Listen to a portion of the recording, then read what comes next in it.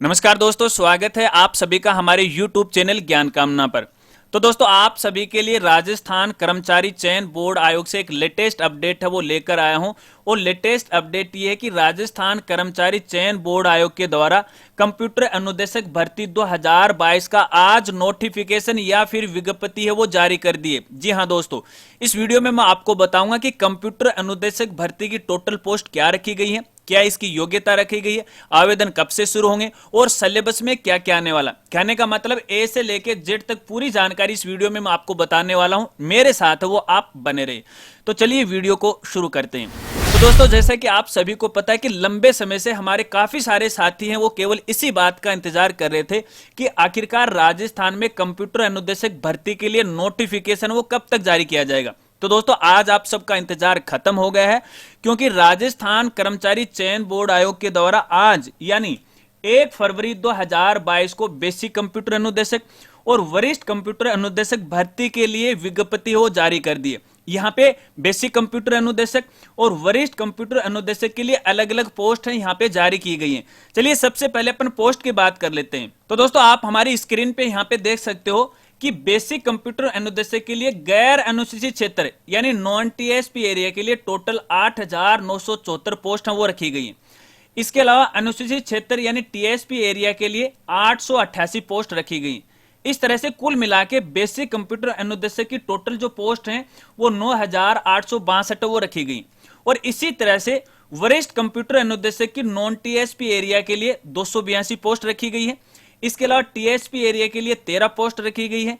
कुल मिला के यहाँ पे वरिष्ठ कंप्यूटर अनुदेशक के लिए टोटल जो पोस्ट रखी गई है वो 295 रखी गई। यदि हम इसे वर्टिकल देखें यानी बेसिक कंप्यूटर और वरिष्ठ कंप्यूटर अनुदेशक के लिए नॉन टीएसपी एरिया के लिए जो टोटल पोस्ट रखी गई है वो 9,256 रखी गई। और इसी तरह से टीएसपी एरिया के लिए टोटल 901 पोस्ट है वो रखी गई।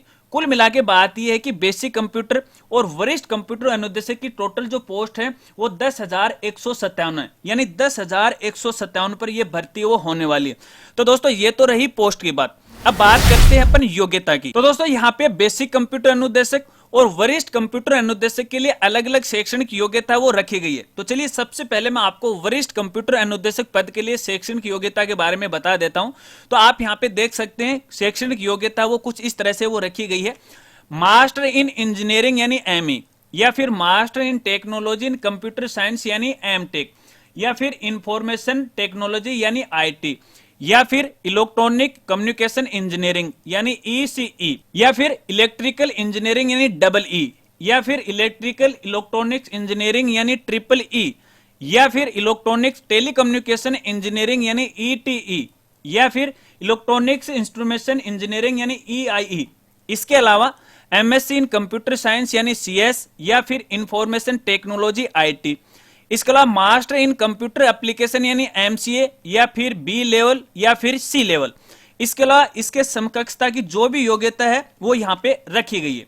इसके अलावा दोस्तों, यहाँ पे देवनागरी लिपि में लिखी हिंदी का व्यवहारिक ज्ञान एवं राजस्थानी संस्कृति का ज्ञान होना भी जरूरी है, जो कि एक कॉमन सी बात है।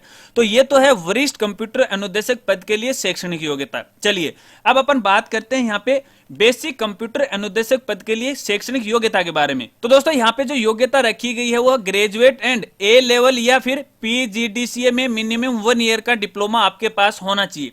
इसके अलावा बैचलर इन इंजीनियरिंग यानी बीई, बैचलर इन टेक्नोलॉजी यानी बीटेक, या फिर इसके अलावा इंफॉर्मेशन टेक्नोलॉजी यानी आईटी, या फिर इलेक्ट्रॉनिक्स कम्युनिकेशन इंजीनियरिंग यानी ईसीई, या फिर इलेक्ट्रिकल इलेक्ट्रॉनिक्स इंजीनियरिंग यानी ट्रिपल ई, या फिर इलेक्ट्रॉनिक इंस्ट्रूमेंटेशन एंड कंट्रोल यानी ईआईसी, या फिर टेलीकम्युनिकेशन इंस्ट्रूमेंटेशन यानी टीआईई।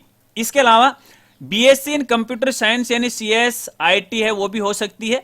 इसके अलावा बैचलर इन कंप्यूटर एप्लीकेशन यानी बीसीए कोई भी यूनिवर्सिटी से है वो चलेगा। इसके अलावा वो भी देवनागरी और राजस्थानी संस्कृति का जो व्यवहारिक ज्ञान है वो होना जरूरी है। तो दोस्तों, ये तो है शैक्षणिक योग्यता।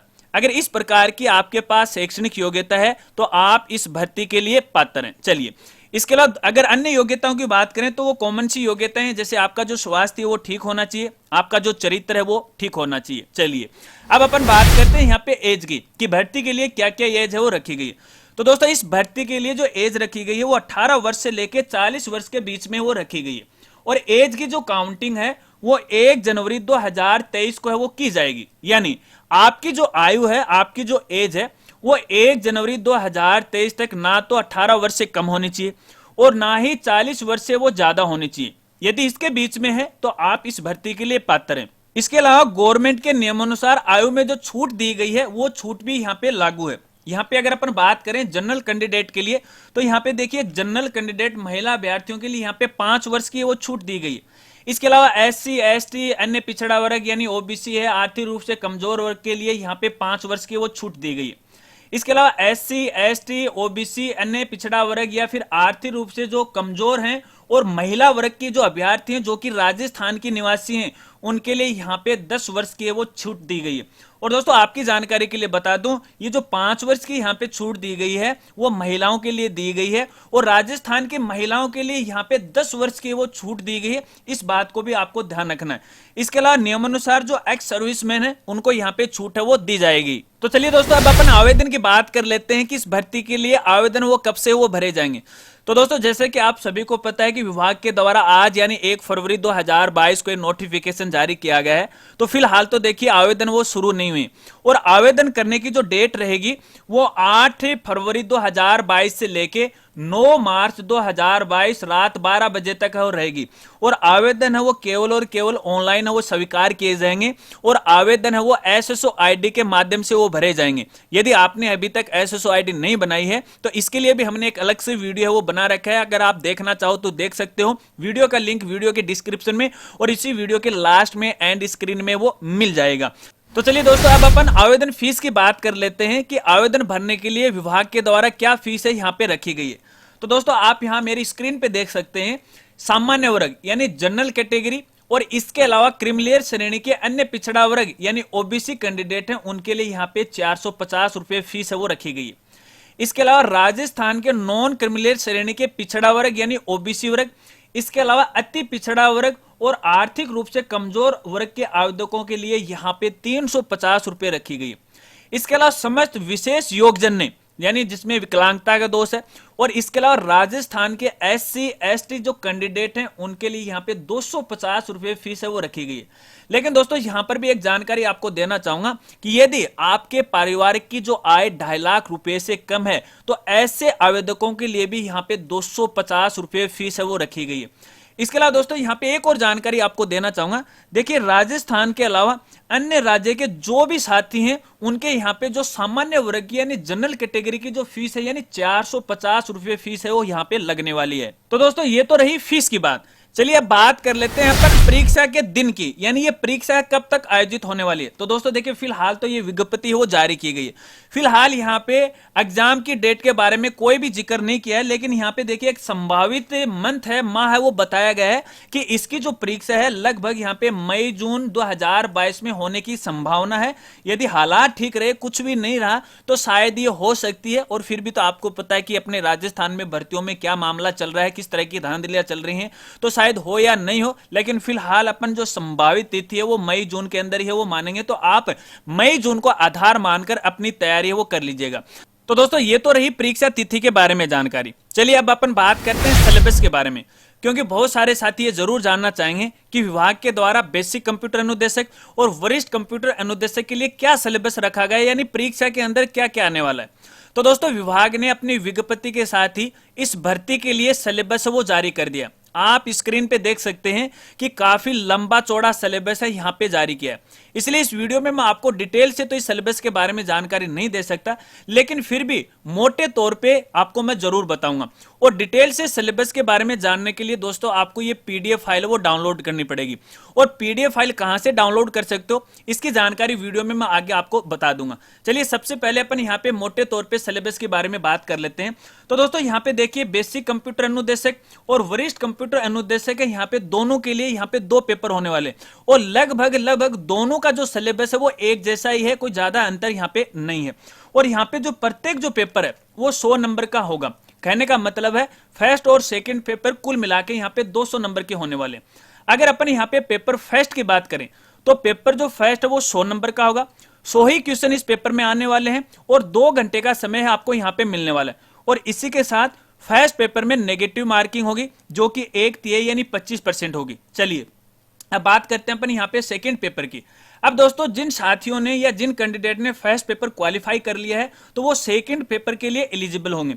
और सेकंड पेपर है वो भी 100 नंबर का होगा और 100 ही क्वेश्चन इसके अंदर आने वाले हैं। 2 घंटे का समय इसके अंदर आपको मिलने वाला है और वही यहाँ पे 1/3 नेगेटिव मार्किंग यहाँ पे होने वाली है। चलिए ये तो रही मार्क्स और समय की बात। और अब अपन यहाँ पे मोटे तौर पे सिलेबस को जान लेते हैं कि पेपर में क्या क्या आने वाला है। तो दोस्तों यहाँ पे दोनों ही पदों के लिए यानी वरिष्ठ और बेसिक कंप्यूटर अनुदेशक के लिए लगभग ये समान ही सिलेबस है। देखिए अगर अपन यहाँ पे फर्स्ट पेपर की बात करें तो फर्स्ट पेपर में अपने राजस्थान से जुड़ी आर्ट और कल्चर, हिस्ट्री आएगी, जियोग्राफी, जनरल साइंस और करंट अफेयर आएगा। ठीक है, इसके अलावा यहाँ पे बेसिक जो मैथ है, मेंटल एबिलिटी है वो आएगी, रीजनिंग के जो सवाल हैं वो आएंगे, नंबर्स हैं वो आएंगे। इसके अलावा जैसे चार्ट है, ग्राफ्स है, टेबल है, डाटा, ये आने वाला है। ठीक है, यहाँ पे जो बेसिक जो नंबर सिस्टम है, चार्ट, ग्राफ वगैरह वगैरह ये है, इनका जो लेवल होगा वो 10th लेवल का होगा। तो ये तो बेसिक सी जानकारी है इस पेपर के बारे में, बेसिक नॉलेज है, आपसे पूछा जाएगा फर्स्ट पेपर में, कोई ज्यादा गहराई से नहीं पूछा जाएगा। चलिए बात करते हैं अपन यहाँ पे सेकंड पेपर की। जो साथी या कैंडिडेट फर्स्ट पेपर को क्वालिफाई करते हैं वो सेकंड पेपर के लिए एलिजिबल हो जाते हैं। और सेकंड जो पेपर है वो पूरा का पूरा कंप्यूटर बेस आधारित है, क्योंकि आपको पता है कि परीक्षा कंप्यूटर के लिए है और सिलेबस है तो वो भी कंप्यूटर का आने वाला है। अगर अपन यहाँ पे सेकंड पेपर की बात करें तो दोस्तों देखिए सेकंड पेपर में यहाँ पे वरिष्ठ जो अनुदेशक है, कुछ क्वेश्चन है वो मेंटल एबिलिटी के आने वाले हैं, जिसके अंदर जैसे आपको पता है कि मैथ की जो बेसिक रीजनिंग है उसके बारे में पूछा जाएगा, जो कि आप यहाँ स्क्रीन पे देख सकते हो। ठीक है, इसके अलावा यहाँ पे इस सिलेबस में फंडामेंटल्स ऑफ कंप्यूटर यानी कंप्यूटर की आधारभूत जानकारी पूछी जाएगी। तो कहने का मतलब है कि यहाँ पे आपको कंप्यूटर की बेसिक जानकारी पूछी जाएगी, जिसके अंदर जैसे मान लीजिए आउटपुट और इनपुट डिवाइस हैं और कंप्यूटर की जो लैंग्वेज है, कंप्यूटर की जो पीडियां हैं, इसके अलावा बहुत सारी नेटवर्किंग के मामले हैं, जो बेसिक जो जानकारी होती है कंप्यूटर की वो यहाँ पे फंडामेंटल के अंदर वो पूछी जाती है। चलिए इसके बाद अपन बात करें अगले यहाँ टॉपिक की, तो अगले यहाँ पे जो टॉपिक होगा वो होगा प्रोग्रामिंग फंडामेंटल्स, जिसके अंदर आपको कंप्यूटर की जो लैंग्वेज है प्रोग्रामिंग वाली उसके बारे में पूछा जाएगा, जिसके बारे में आप अच्छी तरह से जानते हैं। जैसे सी लैंग्वेज है, C++ है, जावा है, .NET है, आर्टिफिशियल इंटेलिजेंट है, कुल मिला के यहाँ पे कंप्यूटर की जो लैंग्वेज है प्रोग्रामिंग वाली उसके बारे में वो पूछा जाएगा। चलिए तो देखिए ये है यहाँ पे, और कुछ टॉपिक इस प्रकार से आप देख सकते हैं काफी लंबा चौड़ा यहाँ पे C+ है, जावा वगैरह वगैरह, इसके बारे में डिटेल से आपसे पूछा जाएगा। आप कंप्यूटर के जानकार हो, वीडियो को पॉज कर सकते हो। सिलेबस है वो कुछ इस प्रकार से यहाँ पे रहने वाला है। तो कहने का मतलब है कि सेकंड पेपर के अंदर कंप्यूटर की सारी जो हस्ती पंजर है वो पूछे जाएंगे, हर एक चीज है यहाँ से आपसे डिटेल से वो पूछी जाएगी। तो दोस्तों ये है वो सिलेबस। इस वीडियो में मैं आपको इतना ही सिलेबस के बारे में बताऊंगा। इसके बाद आपको ये PDF फाइल आपको बता देता हूँ कि ये PDF फाइल आप कहाँ से डाउनलोड कर सकते हैं। तो दोस्तों इसके लिए आपको हमारी वेबसाइट पे विजिट करना पड़ेगा, और हमारी वेबसाइट का नाम है www.rajgurji.com। जैसे इस वेबसाइट पे आप विजिट करोगे और विजिट करने के बाद यहाँ पे देखिए रिक्रूटमेंट का ऑप्शन या मेनू आपको मिल जाएगा, करंट जॉब का ऑप्शन आपको यहाँ पे मिल जाएगा, इस पर आपको क्लिक करना है। क्लिक करने के बाद एक नया पेज है वो ओपन हो जाएगा, और नया पेज ओपन होने के बाद देखिए इस तरह से थोड़ा सा आपको यहाँ पे नीचे आना है, और नीचे आने के बाद देखिए यहाँ पे आपको लिंक मिल जाएगा कंप्यूटर अनुदेशक भर्ती 2022 विज्ञप्ति। यहाँ से इसको आप डाउनलोड कर सकते हैं और डिटेल से इस विज्ञप्ति के बारे में और ज्यादा जानकारी वो आप ले सकते हैं। इस वीडियो में मैं आपको इतनी ही जानकारी दूंगा। इसके अलावा इस भर्ती को लेके यदि आपके और भी कोई सवाल हैं तो आप वीडियो के नीचे कमेंट कर सकते हैं, मैं आपकी पूरी हेल्प करने की कोशिश करूंगा।